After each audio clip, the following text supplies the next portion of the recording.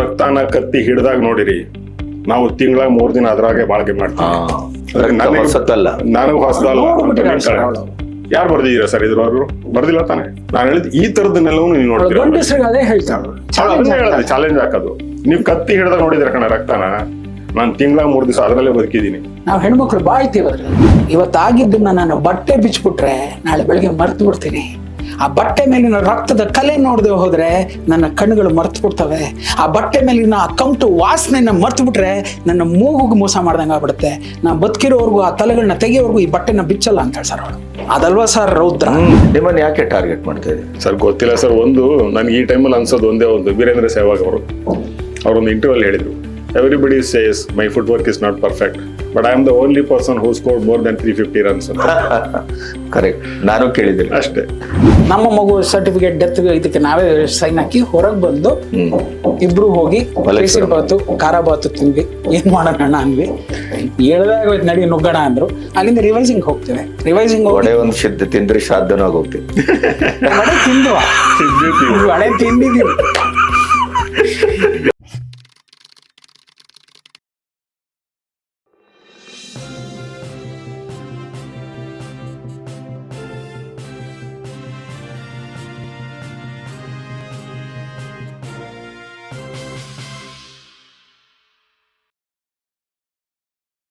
ನನಗೆ ನೀವಾದದ್ರಿಂದ ಮತ್ತು ರಮೇಶ್ ಪಕ್ಕದಲ್ಲಿ ಇರುವುದರಿಂದ ನಿಮ್ಮ ಕೆಲವು ಲೈನ್ಗಳನ್ನೇ ನಿಮ್ಮ ಹತ್ರ ಕೇಳಬೇಕು ಅಂತ ಅನಿಸ್ತು.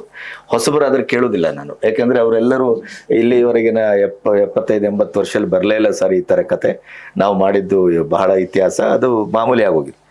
ನೀವು ಒಂದು ಕಡೆ ಚಿತ್ರರಂಗದ ಇತಿಹಾಸದ ಪುಟಗಳಲ್ಲಿ ಸುವರ್ಣಾಕ್ಷರಗಳಲ್ಲಿ ಕೆತ್ತಿಟ್ಟು ಮೆರೆಸಲ್ಪಡುವ ಚಿತ್ರ ನಮ್ಮ ಗ್ಯಾಂಗ್ಸ್ ಆಫ್ UK ಅಂತ ಬರೆದಿದ್ರಿ. ಇದಕ್ಕೆ ಏನು ಜಸ್ಟಿಫಿಕೇಶನ್ ಕೊಡ್ತೀರಿ? ಅಂದ್ರೆ ಇಷ್ಟು ನೋವಿದೆಯಲ್ಲ ಸರ್, ಇಷ್ಟು ನೋವಿದೆಯಲ್ಲ. ನಾನೊಂದು 8 ಸಿನಿಮಾ ಏನ್ ಮಾಡಿದೆ. ಸೋಮ ನಾನು ಪಟ್ಟಂತಹ ಪಾಡಲ್ಲ. ಸೋಮ ವಾಸ್ ಅ ರಿಯಲಿಸ್ಟಿಕ್ ಸಿನಿಮಾ. ಆಗಿನ ದಿನಗಳಲ್ಲಿ ಎಷ್ಟೋ ಮಾಡಿದ್ರು ಕೂಡ ಇದಿದು ಇಷ್ಟು ಮಾಡಿ ಸಿನಿಮಾ ಬಿಟ್ಬಿಟ್ವಿ. ಮಾದೇಶ ಮಾಡ್ತೇನೆ, ಮಾದೇಶ ಆ ಕಾಲಕ್ಕೆ ಒಂದು 6 ಕೋಟಿ ಸಿನಿಮಾ, ಅದಕ್ಕೂ ತಲೆ ಕೆಡ್ಸ್ಕೊಳ್ಳಿಲ್ಲ. ಬಟ್ ಈ ಸಿನಿಮಾಗೆ ನಾ ಹೇಳಿದ್ನಲ್ಲ, ಎಡಿಟರ್ ಲಕ್ಷ್ಮಣ್ ರೆಡ್ಡಿ ಕೂಡ ನಾವಿಬ್ರು ಪಕ್ಕದಲ್ಲಿ ಕೂತಾಗ ಆತನ ಕೈ ಓಡ್ತಾ ಇಲ್ಲ, ಭಯ ಬರ್ತಾ ಇದೆ ಆತನಿಗೆ. ಯಾವ ಫ್ರೇಮನ್ನು ಎಲ್ಲಿ ತರೋದು, ನೀನು ಈ ಫ್ರೇಮ್ ಹೇಳಿ, ಈ ಫ್ರೇಮ್ ಹೇಳಿ, ಟೈಮ್ ಇಲ್ಲ. ಇದಿಷ್ಟು ನಮಗೆ ಕೊಟ್ಟಂತಹ ಒಂದು ಅನುಭವ ಇದೆಯಲ್ಲ, ಇದ್ರ ಮೇಲೆ ನಾವು ನೋಡ್ಕೊಂಡ್ ಬರ್ತಾ ಇರುವಂತಹ ಒಂದಷ್ಟು ಸಾಲ್ಗಳಿದೆಯಲ್ಲ, ಒಂದಷ್ಟು ಸಿನಿಮಾಗಳಿದೆಯಲ್ಲ, ಒಂದಷ್ಟು ವಿಷಯಗಳಿದೆಯಲ್ಲ, ಅದೆಲ್ಲದರ ಮೇಲೆ ಇದೊಂದು ಕೀರ್ತಿ ಕಳಿಸೋ ಥರ ತೊಗೊಂಡು ಕೂಡ್ಸತ್ತೆ. ಆ ತಾಯಿ ನಮಗೆ ಗ್ಯಾರಂಟಿ ಕೈ ಬಿಡಲ್ಲ. ಒಂದು ನಮಗೆ ಬರಬೇಕು ಸರ್. ಫಸ್ಟ್ ನನ್ನ ಮಗು ತುಂಬಾ ಚಂದ ಇದೆ ಅಂತ ನನಗನ್ಸಿದ್ರೇನೆ ಇದು ನನ್ನ ಕಂದ ಅಂತ ಅವಳು ಹೇಳ್ತಾಳೆ. ಬಾಹುಬಲಿ ಅಮರೇಂದ್ರ ಬಾಹುಬಲಿ ಅಂತ ತೋರಿಸ್ಬೇಕಾರೆ ಅವಳಿಗೆ ಮಗು, ನನ್ನ ರಕ್ತ ಅಂತ ಅನಿಸ್ಬೇಕಲ್ವಾ. ಸೊ ಆ ನಿಟ್ಟಿನಲ್ಲಿ ನಮ್ಗೆ ಅನ್ಸಿದ್ದು ಒಂದಷ್ಟು ವಿಷಯಗಳನ್ನೆಲ್ಲ ಇಟ್ಟು ಇದು ಖಂಡಿತ. ಆಮೇಲೆ ನನಗೆ ಅಂದ್ರೆ ಒಂದು ಅಕಸ್ಮಾತ್ ನಾನು ಮಾತಾಡ್ಬೇಕು ಅಂತಂದ್ರೆ, ಒಂದು ಯಾರಿಗೂ ಅನ್ಯಾಯ ಆಗುತ್ತೆ. ನಮ್ಮ ಸಿನಿಮಾ ಫಾರ್ಮೆಟ್, ರೆಗ್ಯುಲರ್ ಫಾರ್ಮೆಟ್ ಅಲ್ಲಿ ಯಾರಿಗೆ ಅನ್ಯಾಯ ಅದು ಹೋರಾಡಕ್ಕೊಬ್ಬ ಹೀರೋನೇ ಬರೋದು. ಹೌದೌದು ಅಲ್ವೇ? ಅದು ಒಂದು ರೆಗ್ಯುಲರ್ ಫಾರ್ಮೆಟ್ ಅಲ್ಲಿ ಓದಿರುತ್ತೆ. ಹೀರೋ ಬರ್ತಾಳೆ, ಇಲ್ಲ ಹೀರೋ ಜಾಗದಲ್ಲಿ ಹೀರೋಯಿನ್ ಓರಿಯೆಂಟೆಡ್ ಆದ್ರೆ ಹೀರೋಯಿನ್ ಬರ್ತಾಳೆ. ಅಥವಾ ಇಲ್ಲಿ ನಮ್ಮ ಸೊಸೈಟಿಲಿ ಏನ್ ಮಾಡ್ತೀವಿ ನಾವು, ಯಾರಿಗೇನೋ ಅನ್ಯಾಯ ಆದ್ರೆ, for example Nirbhaya, justice for Nirbhaya ಅಂತ ಹೋಗ್ತೀರಿ, ಕ್ಯಾಂಡಲ್ ಹಚ್ತೀರಿ, ಬರ್ತೀರಿ. ಜಸ್ಟಿಸ್ ಯಾರು ಕೊಟ್ಟಿದ್ದು? ನಿರ್ಭಯ ಸತ್ತೋಗಿರ್ಬೋದು, ಬದುಕಿರೋರು ಎಷ್ಟು ಜನ ಹೋರಾಡಿದ್ದಾರೆ. ಓಕೆ, ಅವ್ರಿಗೆ ನ್ಯಾಯ ಸಿಕ್ಕಿದ್ಯಾ? ಆ ಯಾವ ತರದ ನ್ಯಾಯ, ಆ ನೋವೇನು, ಅದನ್ನ ಇಲ್ಲಿ ತುಂಬಾ ಇಂಪ್ಯಾಕ್ಟ್ ಆಗಿ ತೋರಿಸಿರೋಂತ ಸರ್. ನಾನು ಅದನ್ನೇ ಹೇಳ್ತಾ ಇರೋದು. ನೀವು ಆ ಪಾತ್ರ ನೋಡಿದ್ರೆ ಆ ಪಾತ್ರದಲ್ಲಿ ಬರೋ ಒಂದು ಡೈಲಾಗ್ ಇದೆ ಗೊತ್ತಾ, ಇಷ್ಟು ಸಂಖ್ಯೆ ಯಾರು ಟಚ್ ಮಾಡಲ್ಲ ಯಾಕೆ? ಒಂದು ರಕ್ತ ನೋಡಿದ್ರೆ ಸರ್ ಭಯ ಯಾರಿಗೆ ಸರ್, ಗಂಡಿಗ ಹೆಣ್ಣಿಗ ಸರ್ ಜಾಸ್ತಿ? ನನಗೆ ಅದರ ಅರ್ಥ ಅಲ್ಲ, ದೇಹದಿಂದ ರಕ್ತ ಹರಿದ ಕೂಡಲೇ ಒಂದು ರಕ್ತ ಆಚೆ ಕಡೆ ಬಂತು ಅಂದ್ರೆ ಭಯ ಪಡೋದು ಯಾರು ಸರ್? ಹೆಣ್ಣು. ಏನಕ್ಕೆ? ಅಲ್ಲ, ತನ್ನ ಒಡಲಿನ ಇದು ಹೊರಗೆ ಬರ್ತದಲ್ಲ, ಅದನ್ನ ಡಿಫರೆನ್ಸ್ ನೋಡಿ ಸರ್. ಈ ಸಿನಿಮಾದಲ್ಲಿ ಇದೇ ತಾನೇ ರೆಗ್ಯುಲರ್ ಎಲ್ಲರೂ ಫಾರ್ಮೆಟ್ ಎದುರ್ಕೊಂತಾಳೆ ಅಂತ. ಹೌದು, ಅವಳು ಮಾತಾಡೋ ಮಾತುಗಳು ಕೇಳಿ ಸರ್, ರಿವೋಲ್ಟ್ ಆಗ್ತದೆ. ಇಲ್ಲ ಅಣ್ಣ ಹೇಳೋದ್ರೆ ತಪ್ಪೇನಿಲ್ಲ ಸರ್. ಅವಳು ಹೇಳೋದು ಒಂದೇ ಒಂದು ಸಾರ್, ಅವಳು ನೀವು ರಕ್ತನ ಕತ್ತಿ ಹಿಡ್ದಾಗ ನೋಡಿರಿ, ನಾವು ತಿಂಗಳ 3 ದಿನ ಅದ್ರಾಗೆ ಬಾಳ್ಕೆ ಮಾಡ್ತೀವಿ. ಹೊಸತಲ್ಲ, ನನಗೂ ಹೊಸದಲ್ಲ. ಯಾರು ಬರ್ದಿದ್ದೀರಾ ಸರ್ ಇದ್ರವ್ರು? ಬರ್ದಿಲ್ಲ ತಾನೆ. ನಾನು ಹೇಳಿದ್ ಈ ತರದನ್ನೆಲ್ಲವೂ ನೀವು ನೋಡ್ತೀರಾ. ಅದೇ ಹೇಳ್ತಾಳು, ಹೇಳೋದು ಚಾಲೆಂಜ್ ಹಾಕೋದು. ನೀವು ಕತ್ತಿ ಹಿಡ್ದಾಗ ನೋಡಿದ್ರ ಕಣ ರಕ್ತನ, ನಾನು ತಿಂಗಳ 3 ದಿವಸ ಅದರಲ್ಲೇ ಬದುಕಿದ್ದೀನಿ. ನಾವು ಹೆಣ್ಮಕ್ಳು ಬಾಯ್ತೀವಿ ಅದರಲ್ಲಿ, ಬಾರ ನೋಡೋಣ ಅಂತ ಅವಳು. ಅದ್ಭುತ. ಅಲ್ಲಿ ತುಂಬಾ ಇದಾವೆ ಸರ್, ಕ್ಷಣದಲ್ಲೂ ಇದೆ. ಈ ತರದ್ದೆಲ್ಲ ಅನ್ಕೊಂಡಿದ್ದಾಗ ಇದು ಹೊಸದು ಅಂತ ನಮ್ಗೆ ಅನ್ಸಿದೆ, ಅದಕ್ಕಾಗಿ ಜಸ್ಟಿಫಿಕೇಶನ್ ಕೊಟ್ಟಿದ್ವಿ. ಅದು ತಪ್ಪ ಇದ್ರ ಬೇಕಾದ್ರೆ ತಿದ್ಕೋತೀವಿ.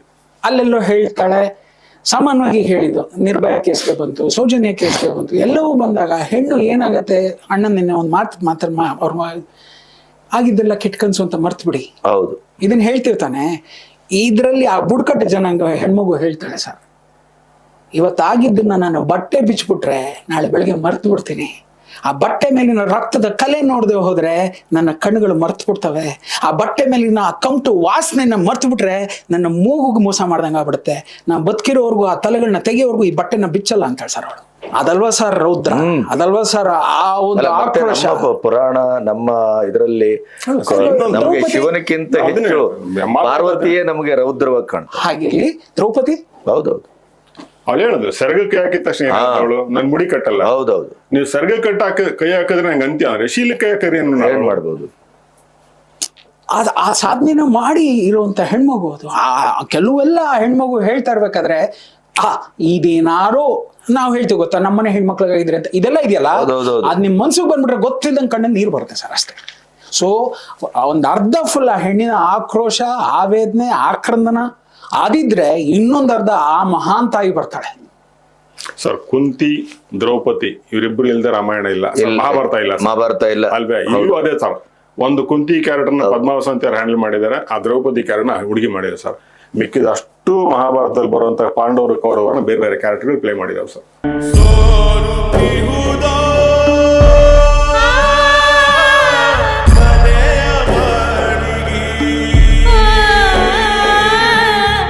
ಊರಿನಲ್ಲಿ ನಿಮ್ಗೆ ರಾಮಾಯಣ ಇಷ್ಟ ಇಲ್ಲ ಸರ್, ಮಹಾಭಾರತ ಅನ್ನಿ ಸರ್, ಪ್ರತಿಯೊಂದು ರೊಚ್ಚಿಗೆದ್ದಲ್ಲಿಂದ ಇದು ಪ್ರತಿಯೊಂದು ಹಳ್ಳಿಗಳಲ್ಲಿ ನಡೆಯುವಂತ ವಿಷಯ.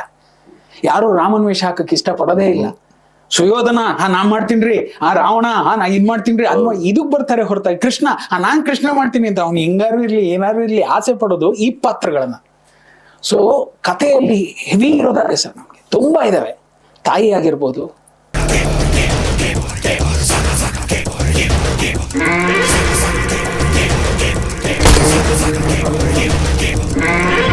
ಸಾಮಾನ್ಯವಾಗಿ ಎಲ್ಲರೂ ತಾಯಿ ಅಸ್ಥಿಯನ್ನ ಕಳ್ಕೊಂಡಂತ ಗಂಡನ ಅಸ್ಥಿಯನ್ನ ತಂದು ಮನೆಯಲ್ಲಿ ಇಟ್ಟು ಹಿಂಗಾಗೋಗಿದೆ ಅಂದ್ರೆ ಕಣ್ಣ ನೀರ್ ಹಾಕೋದು ನೋಡಿದ್ವಿ. ಆ ಮನೇಲಿ ಒಳದೇ ಹೇಳ್ತಾಳೆ, ನಾನು ಈ ಬೆಳಗ್ಗೆ ಆಯ್ತು ಅಂತಂದ್ರೆ ಮನೆ ಒರೆಸ್ತಾ ಇದ್ದೆ, ಮನೆ ಮುಂದೆ ಪಿಳ್ಳುಗೋಬಿ ಇಡ್ತಾ ಇದ್ದೆ, ಮನೆ ಮುಂದೆ ಎಲ್ಲಾ ಮಾಡ್ತಾ ಇದ್ದೆ. ಇವತ್ತು ನನ್ನ ಗಂಡನ ಅಸ್ಥಿ ಈ ಮನೇಲಿ ಸಮಾಧಿ ಆಗಿರ್ಬೇಕು, ಆ ಮನೆಯೆಲ್ಲ ಹೊಡೆದಾಕ್ಬಿಡ್ತಾವ.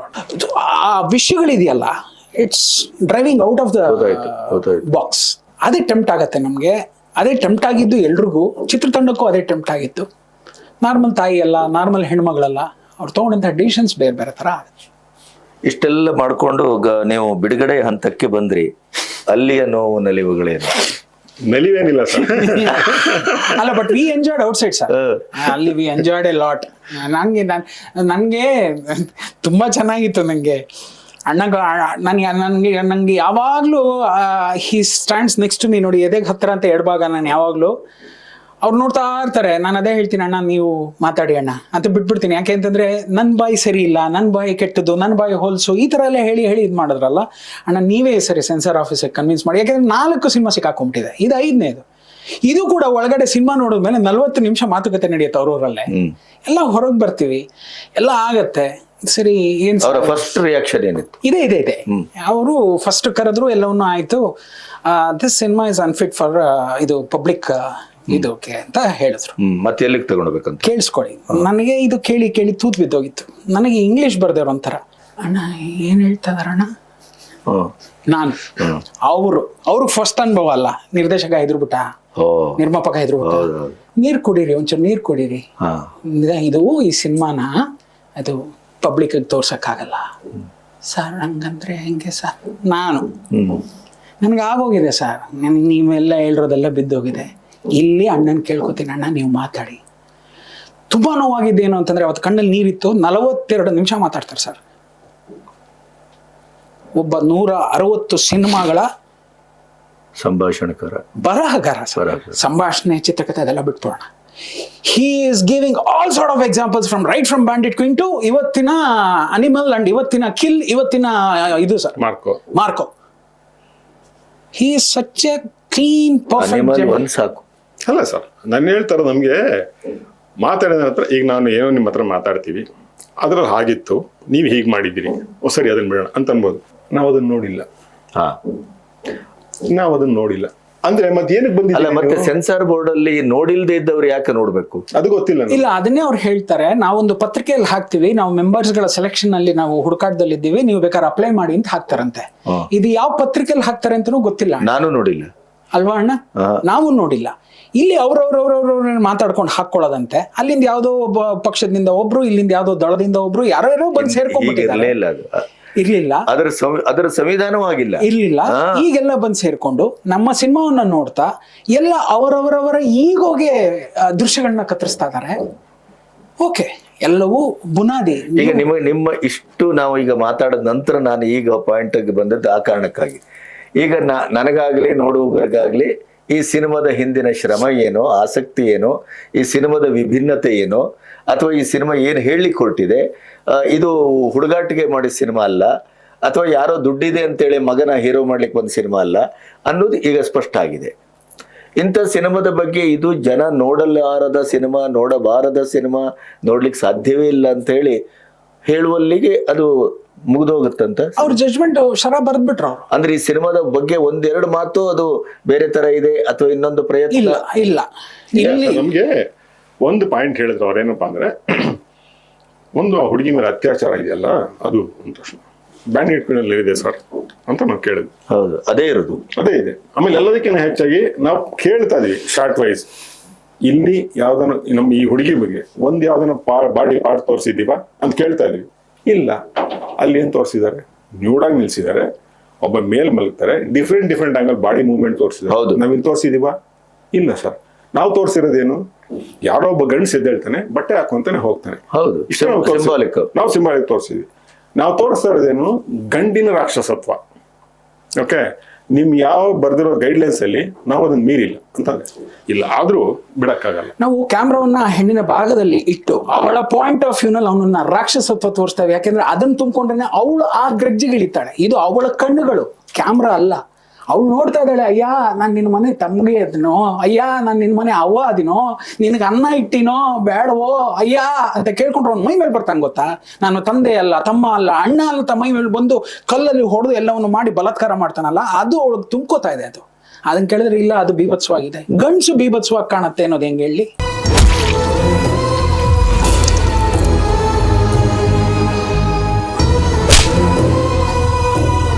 ಅಂದ್ರೆ ನಿಮ್ಮ ಸಿನಿಮಾದಲ್ಲಿ ಇಲ್ಲದೆ ಇದ್ದದ್ದು ಅವ್ರ ಕಣ್ಣಲ್ಲಿ ಇದೆ ಅಂತ. ಹೌದು, ಅದಾದಾಗ ನೋವಿಂದ ಎಲ್ಲವನ್ನೂ ಹೇಳ್ತಾರೆ. ಪರುತ್ತುವೀರನ್ ಹೇಳ್ತಾ ಇದೀವಿ, ಆಕೆ ಆರ್ಟಿಸ್ಟ್ ಇದ್ದಾರೆ. ಹಾ, ಡೇ ವ್ಯಾಂಡಡ ಒಳಿಕದಡ ವಿಟ್ಟಡಂಗಡ ಅವ್ನು ಬಂದು ಸೂರ್ಯ ಇವನು ಕಾರ್ತಿಕ್ ಕ್ಯಾರೆಕ್ಟರ್ ಅವಳು ನಂಗಂದಾಗೆ ಹಿಂದ್ಗಡೆ ಅಲ್ಲಿ ಹರಿದಿಗೆ ಹೋಗ್ತಾರಂತ ಬ್ಲಡ್. ಅದನ್ನ ಬಿಟ್ಟಿದ್ದೀರಿ. ಸಿನಿಮಾ ಬಿಸ್ವಾಸ್ ನ್ಯಾಷನಲ್ ಅವಾರ್ಡ್ ಬರುತ್ತೆ ಫಸ್ಟ್ ಪಿಕ್ಚರ್ ಆಕೆ ನ್ಯೂಡಾಗಿ ನಡ್ಕೊಂಡ್ ಬರ್ತಾಳೆ. ಅದನ್ನ ಬಿಟ್ಟಿದ್ದೀರಿ. ಬಿಡೋಣ. ಮಾರ್ಕೋದಲ್ಲಿ ಬರ್ನ್ ಆಗ್ತಾ ಇರುವಂತ ಆಸಿಡ್ ಒಳಗೆ ತಗೊಂಡು ಮನುಷ್ಯನ ಹಂಗೆ ಹೋಗ್ತಾ ಇದ್ರೆ ಅದು ಬರ್ನ್ ಆಗ್ತಾ ಒಳಗೆ ಹೋಗೋ ಶಾರ್ಟ್ ಅನ್ನು ಬಿಟ್ಟಿದ್ದೀರಿ. ನಾವ್ ಯಾವ್ದು ಅದನ್ನ ನೋಡಿಲ್ಲ. ನೀವು ನೋಡಿಲ್ಲ ಸರ್. ಆ ಪಿಕ್ಚರ್ ಎಲ್ಲ ಇಲ್ಲಿ ಬಂದಿದೆ, ಇಲ್ಲಿ ಜನ ನೋಡಿದ್ದಾರೆ. ಹೌದು, ಅದ್ ನಮಗ್ ಗೊತ್ತಿಲ್ಲ.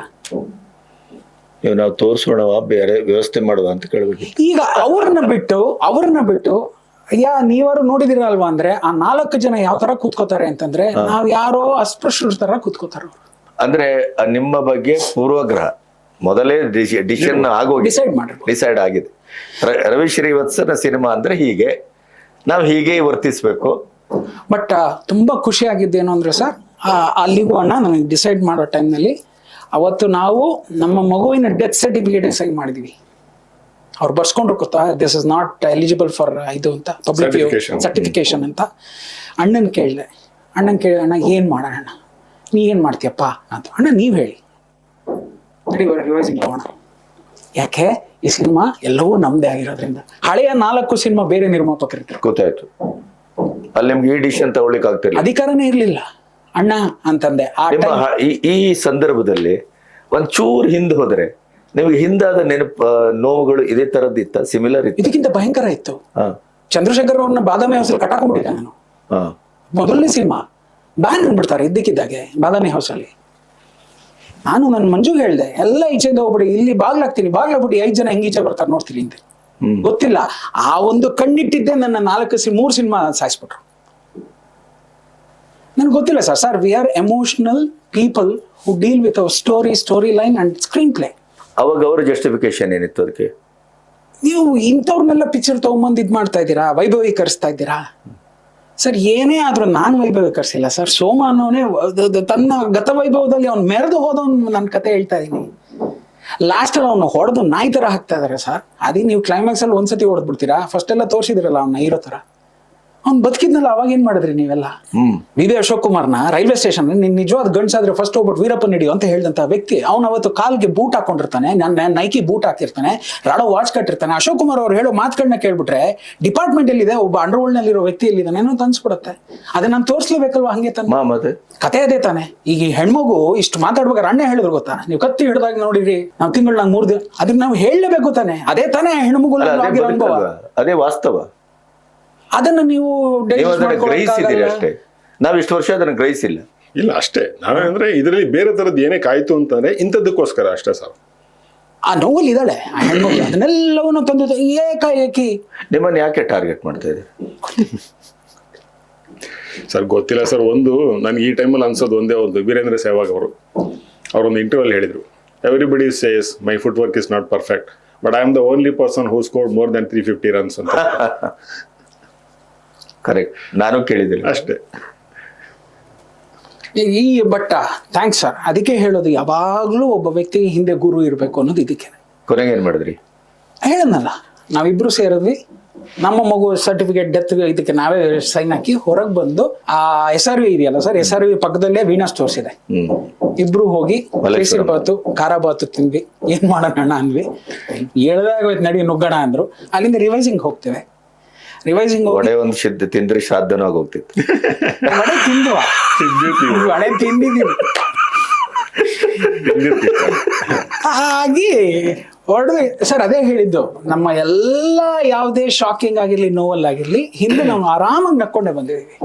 ಇವತ್ತು ನಿಮ್ ಮುಂದೆ ನಾವು ಅದೇ ಹೇಳಿದ್ವಲ್ಲ, ಇಷ್ಟೊಂದೆಲ್ಲ ತಲೆ ಮೇಲೆ ಬಾಧೆ ಹಾಕೊಂಡು ಯಾರು ಇರ್ತಾರ ಸರ್. ಒಂದು, ಅದು ನಮ್ಮನ್ನ ಕಾಪಾಡತ್ತೆ. 2, ಅದು ಸೋತ್ರು ಕೂಡ ಇನ್ನೂ ನಮ್ಮಲ್ಲಿ ಏನೋ ಒಂದು ಸಣ್ಣದಾಗಿ ಯಾವುದೋ ಒಂದು ಮಿಸ್ಟೇಕ್, ಗುಲ್ಗಂಜಿ ಗಾತ್ರದ ಮಿಸ್ಟೇಕ್ಸ್ ಇದೆ ಅಂತ ಅದನ್ನ ತೋರ್ಸೋಕ್ ನಮ್ಗೆ ಏನೋ ಮಾಡ್ತಿದ್ದ ನನ್ನ ದೇವರು, ಅದು ಗೊತ್ತಿಲ್ಲ. ಅದನ್ನು will accept as A challenge. ನಮ್ಗೇನು ತೊಂದರೆ ಇಲ್ಲ. ನಾವಂತೂ ಒಂದು ಡಿಸೈಡ್ ಮಾಡಿದ್ವಿ ಸರ್, ನಮ್ ಸಿನಿಮಾ ನೋಡ್ತಿಲ್ಲ, ಜನ ಬರ್ತಿಲ್ಲ, ಅಳೋದು ಗಿಳೋದು ಅವೆಲ್ಲ ಮಾಡೋದಿಲ್ಲ. ನಾವು ಸಿನಿಮಾ ಮಾಡಿದೀವಿ, ಕೈ ಮುಗಿದ ಜನರನ್ನು ಕರೆಯುವುದೂ ಇಲ್ಲ ಸರ್. ಅಣ್ಣವ್ರು ಒಂದು ಮಾತು ಹೇಳಿದ್ರು, ನಾನು ಪ್ರತಿ ಸಲ ಹೇಳ್ತಾ ಇರ್ತೀನಿ, ಮುತ್ತುರಾಜ್ ಆಗಿದ್ದವನ್ನ ರಾಜ್ಕುಮಾರ್ ಮಾಡಿದ ಜನರೇ ನಾನು ಯಾವತ್ತೂ ಕೇಳ್ಕೊಂಡಿಲ್ಲ. ನನ್ನನ್ನು ಅವ್ರು ಬೆಳೆಸಿದಾರೆ, ಚೆನ್ನಾಗಿದ್ದೀನಿ ಅಂತಂದಾಗ, ಸೋಲ್ಸಿದಾರೆ ಸಿನಿಮಾನ ಬೇಡ ಅಂತಂದಾಗ, ಹಂಗಂತ ನಾನು ಯಾಕೆ ಬೈಲಿ? ನಾನು ತಿದ್ಕೊಂಡು ಹೋಗ್ಬೇಕಷ್ಟೇ. ಈಗಲೂ ನಾವು ಅದಕ್ಕೆ ರೆಡಿ ಇರೋದು. ನಮಗೆ ಇದು ಬಿಟ್ಟು ಬೇರೆ ಗೊತ್ತಿಲ್ಲ. ನಾವು ಸಿನಿಮಾ ಮಾಡ್ತೀವಿ, ಇದ್ರಲ್ಲಿ ಮಿಸ್ಟೇಕ್ ಆಯ್ತಾ, ಓಕೆಪ್ಪ ಕರೆಕ್ಟ್ ಮಾಡೋಣ. ಸೆಕೆಂಡ್ ಪಾರ್ಟ್ ರೆಡಿ ಮಾಡ್ಕೊಂಡಿದ್ದೀನಿ 40 ನಿಮಿಷ, ಅದಕ್ಕೆ ಬೇರೆ ಏನೋ ಕರೆಕ್ಷನ್ ಮಾಡ್ಕೊಂಡ್ ಬರ್ತೀವಿ ಅಷ್ಟೇ. ಬಟ್ ನಿಲ್ಸ್ಬಿಡೋದೆಲ್ಲ ಇಲ್ಲ. ನಾಗವರ್ಣ ಸರ್ಗೆ ಒಂದು ಥ್ಯಾಂಕ್ಸ್ ಹೋದಾಗ ನಾಗವರ್ಣ ಸರ್ ಬರ್ತಾರೆ, ಡಿಗ್ನಿಫೈಡ್ ಪರ್ಸನ್, ಹೇಳಿ ಕೇಳಿ ತೂಕವಾದಂತಹ ವ್ಯಕ್ತಿ, ಚಿತ್ರರಂಗವನ್ನ ಉದ್ದಾಗಲ ಆಳಗಲದಲ್ಲೂ ನೋಡಿದಂತಹ ವ್ಯಕ್ತಿ ಬಂದು ಕೂತು ಸಿನಿಮಾವನ್ನು ನೋಡಿ ಅವರು ಕೂಡ ಒಳಗಡೆ ಒಂದು 20 ನಿಮಿಷ ಮಾತಾಡ್ಕೋತಾರೆ. ಇಲ್ಲಿ ನೋಡಿದಂಥವ್ರು 4+1, ಅಲ್ಲಿ 10+1 ನೋಡ್ತಾರೆ. ಸೊ ಎಲ್ಲವನ್ನು ನೋಡಿ ಅವ್ರವರೇ ಡಿಸ್ಕಸ್ ಮಾಡ್ಕೊಂಡು, ಇದ್ಯಾಕೆ ನೀವು ಕೊಡಲ್ಲ ಅಂದ್ರೆ ಇದೇನಕ್ಕಾಗಿದೆ ಇದೆಲ್ಲ. ಈಗ ಯಾಕೆಂದ್ರೆ ಅವ್ರು ನಾಗಭರಣ ಸರ್ಗೆ ಬ್ಯಾಂಡೆಡ್ ಕ್ವೀನ್ ಅಲ್ಲ, ಎಲ್ಲಾ ಕ್ವೀನ್ಗಳು ಗೊತ್ತಿರ್ತೀವಿ. ಅವರೆಲ್ಲವನ್ನು ಹೇಳಿ ಮಾಡಿ ಬಿಡ್ಸಿ ಗಿಡ್ಸಿ ಎಲ್ಲ ಮಾಡಿ ಕೊನೆಗೆ ನಮ್ಮನ್ನ ಕರೆದು ಒಂದು 3-4 ಕಡೆ ಡೈಲಾಗ್ಸ್ ಮ್ಯೂಟನ್ನು ಕೊಡ್ತಾರೆ.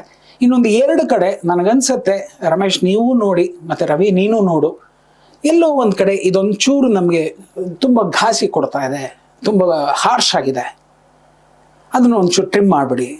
ನಾವು ನಮ್ಮ ಡೈರೆಕ್ಟೋರಿಯಲ್ ಇದ್ರಲ್ಲಿ ಟ್ರಿಮ್ ಮಾಡೋಕೆ ಹೋಗಲ್ಲ. ಟ್ರಿಮ್ ಮಾಡಿದ್ರೆ ಜಂಪ್ ಬರುತ್ತೆ, ಮತ್ತೊಂದು ಬರುತ್ತೆ, ಅದನ್ನು ಬೇರೆ ತರ ಮಾಡ್ತೀವಿ, ಟೆಕ್ನಿಕಲ್ ಆಸ್ಪೆಕ್ಟ್ ಅಲ್ಲಿ ಬೇರೆ ಮಾಡ್ತೀವಿ.